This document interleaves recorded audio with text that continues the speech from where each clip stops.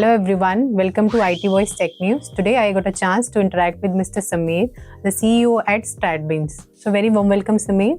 So Sameer, could you please just tell us about what is the biggest shift is happening in corporate learning today? The biggest shift that is happening in the corporate learning, if I have to break it down, let me just tell you what was the conventional thing about corporate learning.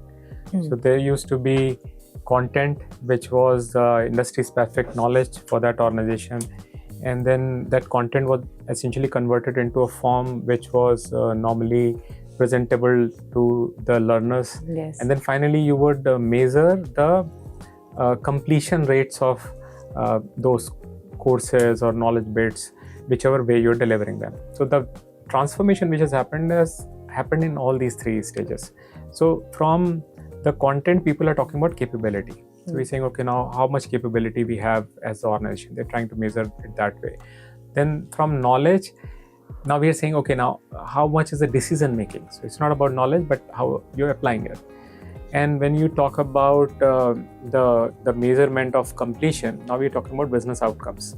And this is actually shifted inside the agenda of a strategic HR, as we call it now. So they are talking about capability, and then they are talking about the decision making, and then they're talking about the business outcomes. And that's a shift right now, very perceptible in all the industries. Okay, that's great. And if you have to give the piece of advice to the large enterprise today, what would be the top strategy for scaling workforce learning in AI era? Okay. So, large corporates, we learn a lot from them anyways, and sometimes we get to give them some advice as well, which is great.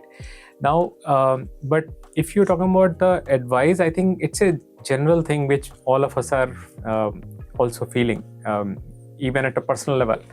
Now, the AI era, as we call it, has essentially given you some way of being live 24 hours. Now that essentially means that you can do real-time things. Yes. Now geography divisions really don't matter, and you can still perform. So the same way the learning can also happen continuously.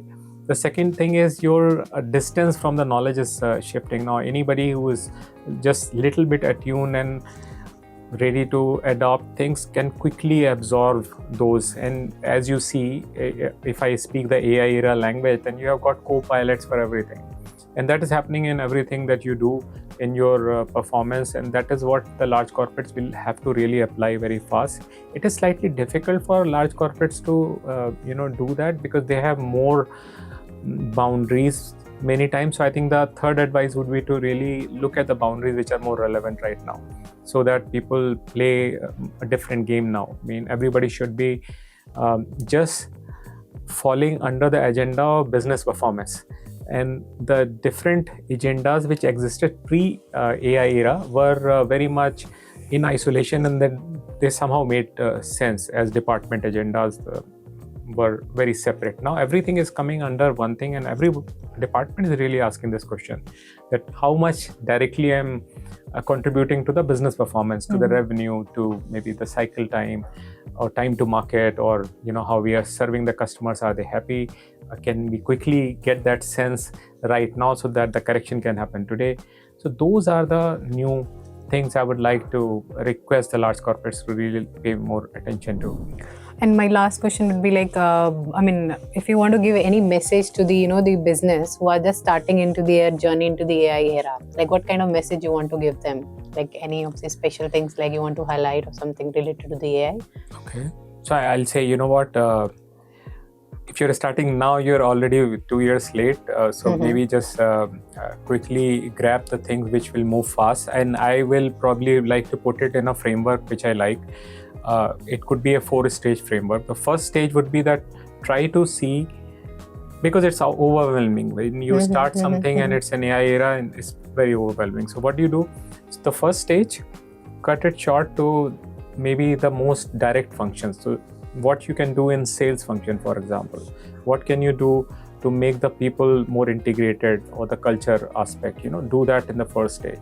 The second stage is take it little broader, and then that is the stage where you take the functions which are mostly your back offices and somehow mix them up and present more of the data and the intelligence sitting in your back offices to the front line, so that see what kind of connection they make into sales, what kind of connection that goes back from sales to those back offices, so they feel what they are really doing as an organization. The third stage is really integrating everything together, which earlier could mean that, how do you connect your systems? So if you have an HRMS system, how do you connect to that? If you're an ERP system, how you connect to that? But now I'm talking about connecting to all, which essentially means, can you connect your frontline teams to any other team? Can you connect people together? So, those kind of opportunities are much higher now. Make people vocal, and that way you make them connect together.